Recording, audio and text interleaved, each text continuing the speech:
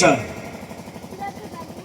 यसै आजसम्म हामीले उहाँलाई गाउँको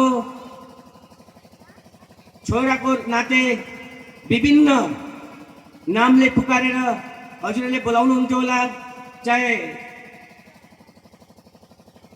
ठिकै छ, गाउँ घरभित्र त जे पनि गर्न सक्छ, तर सभ्य समाजमा हामीले पाइँदैन। आजदेखि हाम्रो उहाँ चाहिँ धर्मगुरुको नाममा, गोर्खा धर्मगुरुको नाममा हामीले उहाँलाई आजदेखि यस व्यासपीठको मञ्चबाट हामीले उद्घोष गर्यौँ। धर्मगुरुको संज्ञा हर कसैले दिन सक्दैन। बा उहाँले पनि आफै स्वयं म धर्मगुरु भनेर प्रचार गर्न पाउनुहुन्न। यसको निर्णय गर्ने सभ्य समाज, उहाँको जुन चाहिँ शास्त्रबाट उहाँले अध्ययन गरेर आउनुभएको छ, जो विद्या हासिल गर्नुभएको छ, त्यहाँबाट मात्रै धर्मगुरुको एउटा संज्ञा पाइन्छ।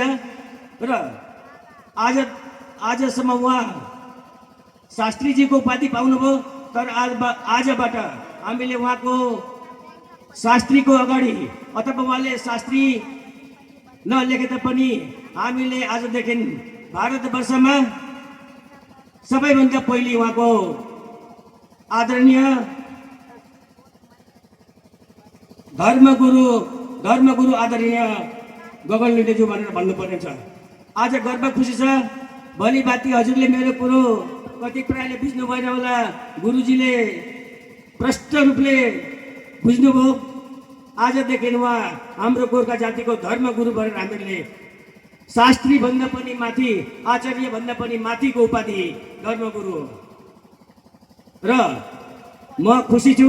हामीले पहिले पनि प्रतिज्ञा गरेको थियौँ अयोध्यामा, केही कारणवश उहाँ पुग्न सक्नु भएन र आज यो सम्मान उहाँलाई हामी दिन पाउँदाखेरि समितिको तर्फबाट विशेष गरी म पनि यही गाउँको, हाम्रा धर्मगुरुजी पनि यही गाउँको र हाम्रै हातबाट धर्मगुरुजीलाई आज उहाँको नवीकरण नाम वा उपाधि दिन पाउँदाखेरि हामी अत्यन्त खुसी छौँ।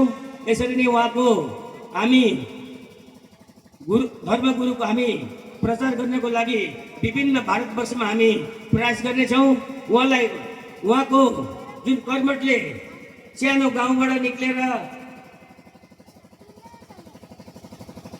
बनारस, मथुरा वृन्दावन बनारसमा पढेर अध्ययन गरेर आज त्यति शिखरमा पुग्नुभयो र हामीले यस्ता गुरु पाउँदाखेरि हाम्रो गाउँको मान सम्मान स्वाभिमान उच्च स्तरमा पुगेको छ र उहाँको लागि हामी आउँदो समयमा विशेष रूप गरी समितिको तर्फबाट हार्दिक मङ्गलमय शुभकामना ज्ञापन गर्दछौँ। बहुत बहुत धन्यवाद।